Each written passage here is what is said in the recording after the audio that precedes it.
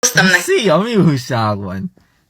Hogy hívnak? Kira Vágberki. egy nagyon-nagyon jó nyereményjátékot. Na, mit nyerhessünk ingyen? Hajamat nézzétek el. Na, hát ne elnézem, göndörhajad van, nagyon cudi és jó. Egyszerűen így is áll, úgy is áll. Hát igen, neked mindenhogy áll, Mindenhogy áll. Hát igen, neked mindenhogy áll. Addig örülj neki. Na, Szóval, az a lényeg, hogy tapadjon a bélyeg.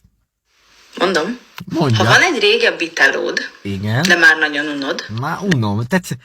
Egyszerűen már tudnád, amikor leteszem valahova, már a jelenlétét is utálom a telefonnak.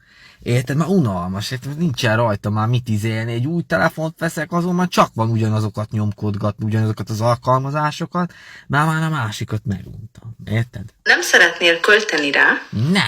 Mindent ingyen szeretnénk. mert hát azért egy iPhone-nak az árát rendesen elkérik, Hát persze, mindig kézbe. de most anélkül, hogy pénzt költenél rá, ingyen tiéd lehet egy iPhone 15. Na, mi a baj ott a szája? Mi 128 gigabájtos. És Azt a mindenit neki.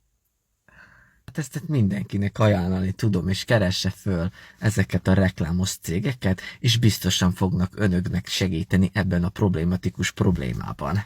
Üdvözlet!